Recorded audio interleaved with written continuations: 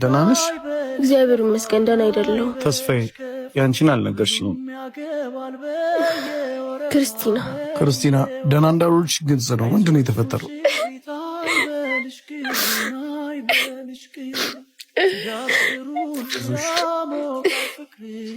ላገባ 15 ቀን ነበር የቀረኝ።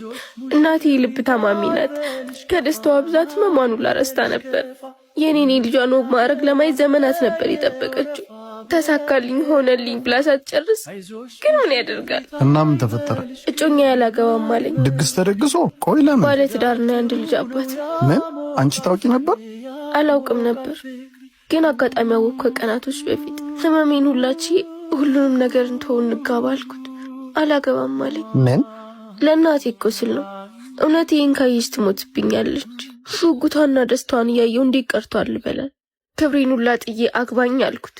እሱ አላገባም አለ። በአካል እኮ አይቷት ስለማያውቅ ቢያት ያዝንላት ነበር። እና ምን አሰብሽ? ምን ወሰንሽ? ምንም። ለእናቴ ሲል እንኳን ለአንድ ቀን የሚያገባኝ ሰው አጣሁ። እናቴን እያየዋት ልትሞትብኝ ነው። ፈጣሪ ምስም አለኝ። እንደ ሰው ጨከነብኝ። እንጃ ግራ ገብቶኛል። በቃ እኔ ያገባሻል። ምን? የእውነት ነው? አዎ፣ ወደ ውጭ ለመሄድ 6 ወር ነው የቀረኝ። ያው ማደጎ ቤት ስላደኩኝ አጃቢ ቤተሰብ ግን አይኖረኝ። የምር ነው? እስኪ ማርያምን በል ደግሞ ባለትዳር ወደ ውጭ የሚሄደው ሚስቴ ጋር አብሬ ለመኖር። እኔና አንቺ ተጋብተን እንፋታለን። ተጋብተን ስንፋታ ግን ለእናትሽ አሳማኝ ምክንያት አዘጋጅ። ችግር የለም። እናቴ የካንሰርና የልብ ታማሚ ናት። የወራቶች እድሜን ይቀራል። በነገራችን ላይ የቬሎ ምርጫሽን በጣም ነው የወደድኩት። ከቴስ ከማቸው ያደርጋል። አረ ይሁን ብቻ ተይው እንዴ። ለምንድን ነው የሆነው የሚሆነው? ይሄ ከሃዲ ለሱ ልክማ ፋኖ ማለት ያለ ፈጣሪ ስራውን ይስጠው እባክሽ። ይልቅ ተስፍሽዬ የሚስትህን ነገር እንዴት አደረግ? በነገራችን ላይ ሚስቴዎች ዜጋ ናት። ብቻ ማህበራዊ ሚዲያ ላይ ምንም አይነት ፎቶ ፖስት አታደርጉ። ሌላውን እዛ ሲሄድ እኔ ያስረዳታል። እሺ በቃ ወደ ቤት እንሂድ። እሺ በቃ ልሸኛችሁ። ትዳር ጥሩ ነው ያሞቃል ፍቅር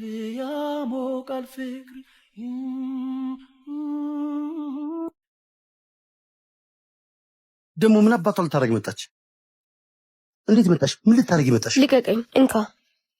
ምንድነው? ልለምንህ አይደለም የመጣሁት። ላገባ ነው። ለሰርጌ ልጠራ ነው። ደግሞ ከባለቤቱ ጋር ነው የሚለው ጥሪው። ከሃዲ ነሽ ከሃዲ። በዚህ ፍጥነት ባል ከየትም አታገኝ። ሲታደርገሽብኝ ነው እንጂ እንደዚህ ያለውን ፈጣሪ የተመሰገነ ይሁን። ወደኩ ባልኩበት አነሳኝ። ከፈጣሪ ጋር ታገናኝ። እኔም ቢስልሽ ከተጠባባቂ ሸር ይሻርለ እኔ ያላሳዝንሽ። ይሄ ይገባኛል። ለማናችን ምን እንደሚገባን የሚያውቀው ፈጣሪ። ይዘገያል እንጂ ሁላችንም የዘራነው እናጭዳለን። ባይሆን እባክህ ለሰርጌ እንዳትቀር። ደግሞ ባለቤትንም ይዛሃት ነው።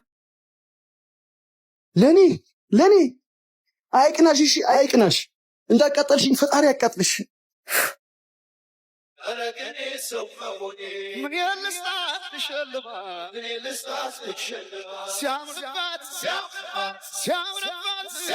አንቺን የመሰለ ተሰጠኝ፣ ያቺን የመሰለ እብድህ ተሰጠኝ።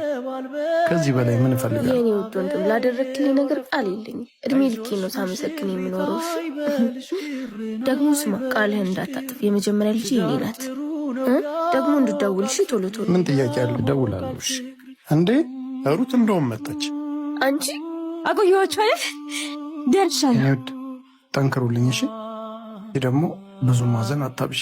ቴስዬ በጣም ነው የምትናፍቀር። ደግሞ ባለፈው ሚስት ያለችኝ ነገር ምንም አልገባኝም። ስደርስ ጠይቃት ምን ያለችኝ ግን አንቺ ወሬኛ በረራ ሰዓቴ እንዳታሳልፊ